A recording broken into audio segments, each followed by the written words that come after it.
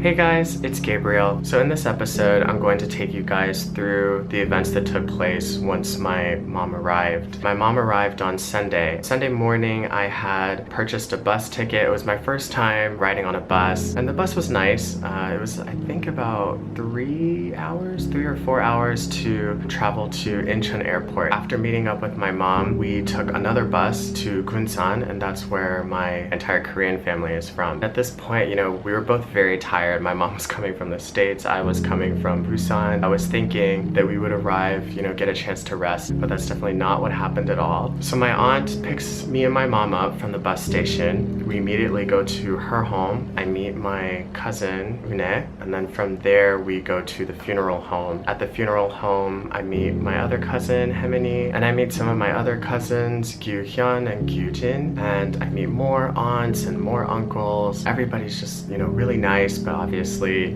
all of our thoughts are with my grandmother. So inside this building, there's, different rooms. So there's other people that are having their own funeral ceremonies as well. And so this one facility is sort of housing, these families that are in bereavement. So you get dressed in these black clothes. I knew that my mom was gonna go through a lot. This is the first time she's seeing her family in several years. And this is my first time meeting everybody. So it was a lot to, take in, and everything was just happening so fast. And when you walk in, off to the right, there's an area where they had placed my grandma's photograph, a lot of flowers, and then a plaque with her name on it. It was very beautiful, and there was like candles lit. And then it came time to have the wake ceremony. Just the family was able to be a part of dressing the body, and the daughters putting on makeup and preparing her for the funeral ceremony. They had wrapped her up, and I didn't realize at the time, but this was all also in preparation for her to be cremated. It was just very intense. Every stage was like saying goodbye. My aunts and my uncle, they were just breaking down and tearing down. My mom, like, when she cries, like, she sounds almost like a wolf. Like, it's very heartbreaking, and that's what really started getting to me. And then eventually, the grandchildren were able to say their goodbyes and have a prayer. And normally at funerals, like, I feel a little bit heartless because I don't cry easily. During this ceremony, I was a complete mess. Like, I was really just torn up to see and hear my mom, cry out for her mom and say, "Oh, mom," and, just like tears coming down. And it was almost like my mom was like a little kid again, and she just wanted to see her mom one more time. Being a part of the process of preparing my grandma for the burial and for the cremation ceremony, it really does feel like a send-off. Just felt like we were doing it ourselves, you know what I mean? Like, it was so much more personal. To be crying with these family members that I've never met before, it really helped prepare this sense of connection, love, and a sense of comfort as well.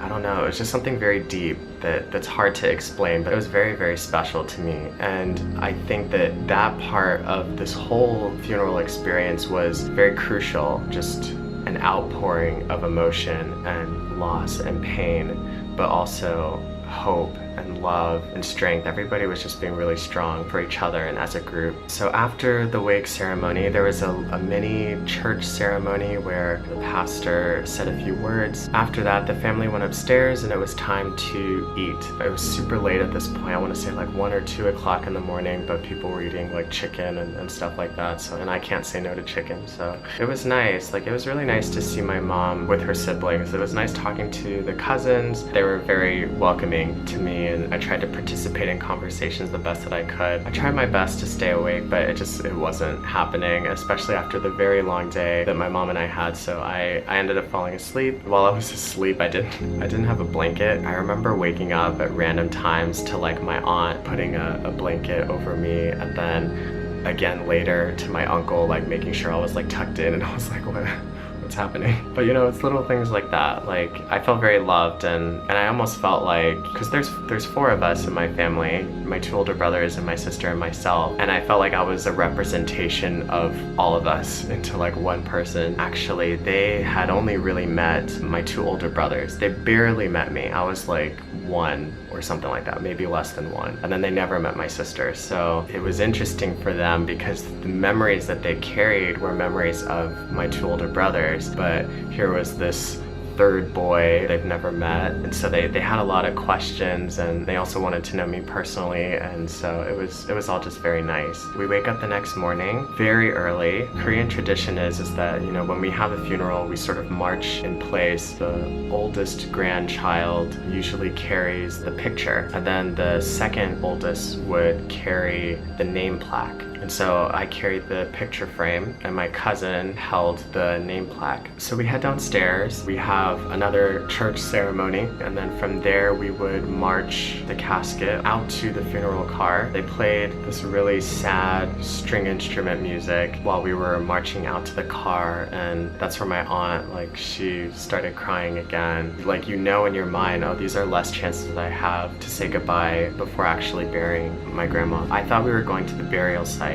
but we actually went to my grandmother's home, which I've never seen before. When we were at her home, they had another very short, quick ceremony. I think the reason for that is to saying goodbye to her house and her room. I remember that's also where my mom broke down again as well. Her picture frame and her name plaque was placed on the front of her door, and from there, you know, some pictures were taken, and then we picked up the items, and then we went to the burial site. And the burial site was connected to a building that actually did the cremation. Her body with the wooden casket was placed inside of this big furnace, and that's when I was thinking, I was like, wait, are we cremating her? We stand inside this room that has glass, and we could see the casket go inside, and then they close the door and we can't see anything after that. When the body was going inside, my mom, she started crying again, and I remember hearing my uncle say, okay, like, we should stop now. You know, we all said we want to let her go happily now. Everyone was still having some difficulties with their emotions, but from this point going forward, there would be no more tears. And it was very interesting for me to see, because normally when people pass, the mourning process takes days, maybe even weeks or months, but for some people even years. Crying out those emotions and talking and sharing stories and having that communion together and that fellowship, like, that really helped them get out all of those emotions. I later found out that my uncle, who had passed away, his ashes were also in this facility. They decided to bury him with my grandmother. So after we received both urns, we marched out to the burial site. They had dug holes, and the final thing to do was to open the urns and place dirt inside. After doing that, we closed the urn, and then we placed the urn inside. They were starting to put the dirt all the way around, and there's two big plaques. There's one placed at the top and one placed at the bottom, and that's where their names would be. We say final prayers for my grandma and my uncle, and that pretty much ends the funeral. The sun was really coming out. It was just very beautiful, and there was a sense of closure. The feelings that my mom and I had for missing our chance to be there when my grandma passed away, a lot of that was healed through this experience. I do know that my grandma and my uncle were surrounded by people that loved them deeply. For me, definitely one of the best funerals I've ever been to,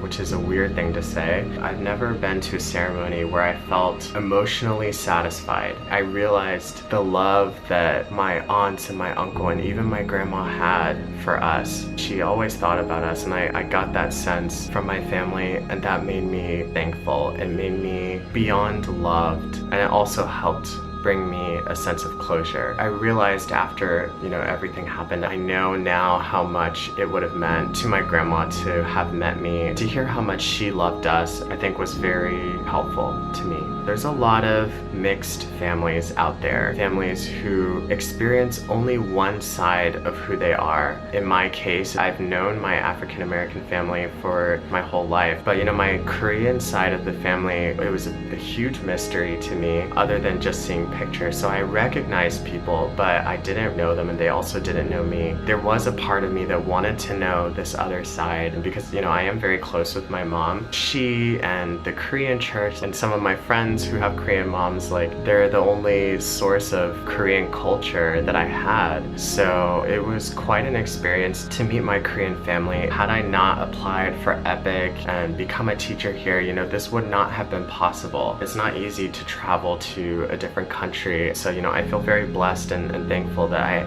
have this opportunity. I'm hoping that by sharing this story, this can inspire somebody. You know, if there's a side of your family that you want to explore that part of who you are, I definitely say go for it. I was talking to one of my friends. There's so many stories from her grandma that she has yet to explore. I was telling her, like, you know, my grandmother just passed away and your grandma's still alive. If you have the chance to ask her all of these different questions from how she grew up, and that sort of gives you insight into one of your parents, like that's amazing. So yeah, I just wanted this video to inspire someone, or maybe you are going through the same thing that I am, and if that's the case, I hope that there is a sense of healing for you as well, and that moving forward this does open doors for you to build a better and stronger relationship with this other half of your family. A part of me feels much more complete after meeting my Korean family, and that's something I hold very special and very dear. As tragic and emotional as this funeral was, something really amazing came out of it. There was so much love. Love was just everywhere, and it was really inspiring to see. So now I will show you guys a montage of the experience that I had, and I will see you guys next time. Alright, bye. 엄마, 잘 가요. 엄마, 고마워요. 감사합니다. 그리고 죄송합니다. 엄마, 얼마큼 하셨어요. 그리고 고마워요. 우리가 말이 못한 게 죄송해요. 천국 가셔서 하나님 이제 즐기고 기뻐하세요. 주님께 사랑 많이 받으시고 고마워요, 엄마. 감사합니다. 여기 있는 자녀들 걱정하지 마시고 다 하나님이 엄마 책임진 것처럼 하나님이 우리도 책임져서 꼭 예수님 잘 믿고 엄마 간대 꼭 인도하실 거예요. 엄마 고마워요. 고마워요. 엄마 이바람처럼 하신 것처럼 주님 감사합니다. 고맙습니다. 자녀들 부탁합니다. 늘 기도하신 것처럼 그렇게 될 거예요. 엄마 고마워요. 엄마 수고하셨어요. 감사합니다. 엄마 감사합니다.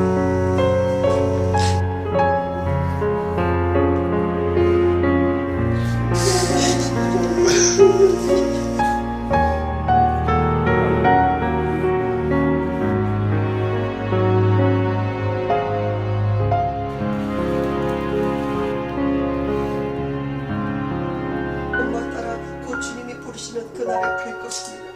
우리가 가면 엄마의 소원, 마지막 소원으로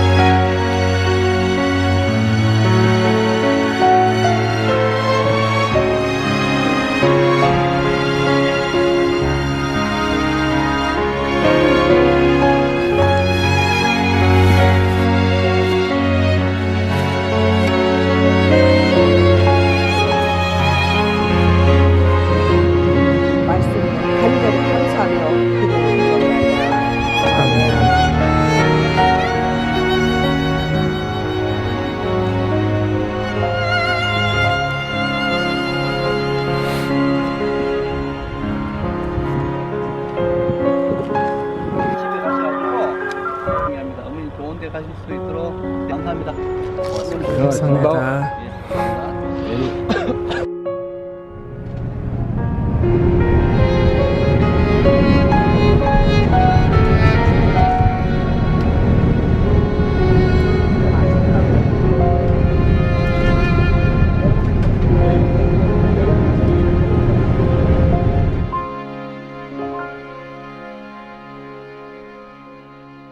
What's the pink one?